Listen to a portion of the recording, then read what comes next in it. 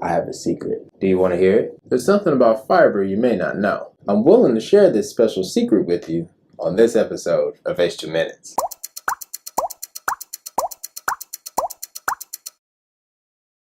People have been including fiber in their diet for years because of the health benefit it provides. Individuals with high intakes of dietary fiber appear to be at a significantly lower risk for developing coronary heart disease, hypertension, strokes, diabetes, obesity, and certain gastrointestinal diseases. Dietary fiber is derived from the plant cell wall. It mainly includes cellulose, peptide polysaccharides, resistant starch, etc. Foods rich in fiber or indigestible carbohydrates are called prebiotics and include fruits, vegetables, and some grains. Fiber feeds micro anaerobic bacteria that lives in our intestines, also referred to as gut flora. Our bodies actually cannot digest or absorb fiber, so instead it is fermented in the large intestine and broken down.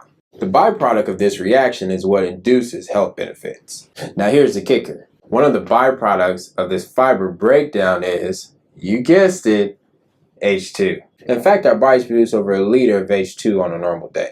This is one of the reasons why we know H2 is natural and safe, because H2 is not foreign to the body. With a healthy diet, our bodies can produce large amounts of H2, as high as 10 liters per day. Science is actually discovering that H2 might play a vital role in why eating fiber-rich food is so healthy. One of the reasons we know H2 is produced is because it can be measured, as it's leaving the body via the lungs. Breath tests after eating fiber-rich foods have shown readings as high as 50 ppm of H2.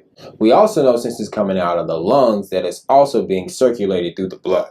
And if it's being circulated through the blood, then we know it can produce therapeutic effects. Let's take a look at this research article dated all the way back to 1988. It is proposed that molecular hydrogen produced in quite large amounts as a byproduct of colonic fermentation of dietary fiber and unabsorbed carbohydrates may play an important role. Hydrogen in tissues may act as a powerful reducing agent of potentially damaging free radical species, and in doing so, along with other antioxidants, would help to control these potentially damaging species and their known involvement in disease causation. And this was almost 30 years ago. I told you it was a secret. Not convinced? Here's a study from 2012 that states, Arcobos may significantly resist inflammation and alleviate clinical ulcerative colitis symptoms, improving life quality of patients, and that these benefits can be attributed, at least in part, to the ability of Arcobos to neutralize oxidative stress by increasing H2 production in the gastrointestinal tract. Still unsure? Here's another study where it says, lactulose, a synthetic sugar not able to be digested and absorbed by human beings, is widely used to treat constipation and hepatic encephalopathy clinically. Through fermentation by the bacteria in the gastrointestinal tract, lactulose can produce considerable amounts of hydrogen, which is protective for ischemic strokes as a unique antioxidant.